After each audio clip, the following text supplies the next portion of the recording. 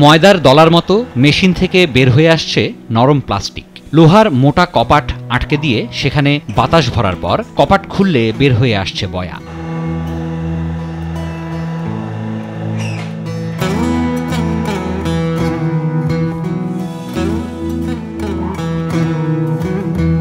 হঠাৎ দেখে মনে হতে পারে উট পাখির ডিম, আদতে এগুলো জালের বয়া। স্থানীয়ভাবে এটার ভিন্ন ভিন্ন নাম রয়েছে, তবে জেলে আর বিক্রেতারা এগুলোকে বলেন পুলুট। সমুদ্র ও নদীতে মাছ ধরার সময় জাল ভাসিয়ে রাখতে ব্যবহার করা হয় এই প্লাস্টিকের বয়া। বয়া মূলত পরিত্যক্ত প্লাস্টিকের দানা থেকে তৈরি করা হয়। বয়া তৈরির কাঁচামালগুলো আসে ঢাকার লালবাগ এলাকা থেকে। প্লাস্টিকের দানাগুলোকে মেশিনের একপাশে ঢেলে দেওয়া হয়, তাপে দানাগুলো গলে মেশিনের অন্য প্রান্ত দিয়ে নরম হয়ে বেরিয়ে আসে। এরপর কারিগররা বিভিন্ন সাইজের ডাইচে কয়েক সেকেন্ড আটকে রাখলেই তৈরি হয় বয়া। ঢাকাতে যে দানাগুলো আইলে আমরা কারেন্টের হিট দিই, মেশিনে হিট হয়ে গেলে এই হিটের ভিতরে দিলে মানে ওই ডাইস এগুলো সব আমরা তৈরি করা আনি ঢাকার থেকে এগুলো আনা করে আনাতে কাম শিকার পথে নিয়ে আস্তে আস্তে এগুলা ডাইসে মানান করে, অন্য কোনো কিছু না, এগুলা সব কারেন্টের কাম, কারেন্টে হিট হইতে হবে মেশিনগুলা। উপকূলীয় দ্বীপ জেলা ভোলা। জেলাটির চারদিকে নদী ও সমুদ্র দ্বারা বেষ্টিত হওয়ায় মাছ ধরে জীবিকা নির্বাহ করেন বহু মানুষ। বয়া মূলত পানিতে জাল ভাসিয়ে রাখতে সহায়তা করে, পাশাপাশি জাল শনাক্তকরণেও এগুলো কাজ করে। জালে বাদি ধরেন জাল ফুলুট বাসায় রাখতে আছে, জালের বাসায় রাখে, যে জাল ধরেন জাল ছিঁড়া বিড়া গেলে ধরেন এই জালটা দিয়ে এই ফুলুটটা দিয়ে আন্দাজ করা যায় যে ওই জায়গায় জাল আছে, আমাকে দেয়া যায় এরকম, বুঝছেন, দেয়া যায় যে জালটা আনতেছে এই জাল আমাকে ওই জাল ওই বেটা ওই বাগু এরকম। ভোলা জেলায় মাছ ধরার পেশায় রয়েছেন অগণিত মানুষ, যে কারণে মাছ ধরার জালের সরঞ্জাম হিসেবে বয়ার ব্যবহার হয়ে আসছে অনেক আগে থেকেই। মাছ ধরাকে কেন্দ্র করেই উপকূলীয় এ জেলায় গড়ে উঠেছে বেশ কিছু বয়া তৈরির কারখানা। এখন ইলিশের মৌসুম চলছে, জেলেদের কাছে এখন বয়ার চাহিদা অনেক। কারখানাগুলোতে দিনরাত এক করে কারিগরদের মধ্যে চলছে বয়া তৈরির প্রতিযোগিতা। আগে ৬-৭ মাস চলতো, এখন মানে আস্তে আস্তে কারখানা বেশি হয়ে যাও নেই, আর নদীতে মাছের সংখ্যাটা কম, এখন একটু চলার কম এই জিনিসটা।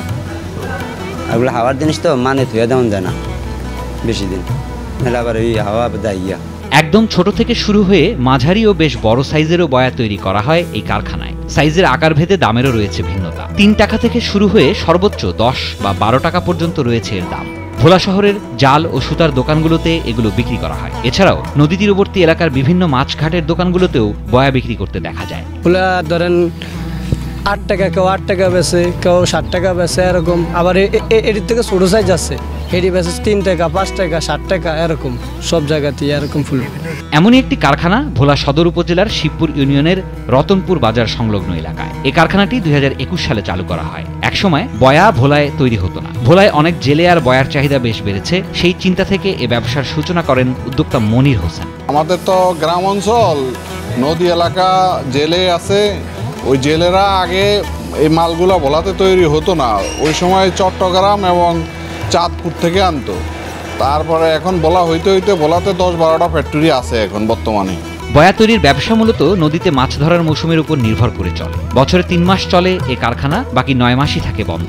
এখানে বয়া মূলত অর্ডারের উপর ভিত্তি করে তৈরি করা হয়। এটার নাম ফুলুট, নদীর সাথে মাছ ধরার জালের সাথে ব্যবহৃত হয়। আমার এই ব্যবসাটা ২০২১ সাল থেকে শুরু। আমাদের এই ব্যবসাটা সিজনারি ব্যবসা, বছরে ৩ মাস চলে। আমাদেরকে অর্ডার করে বিভিন্ন জায়গার থেকে, তখন আমরা তৈরি করি, মাল সাপ্লাই দিই।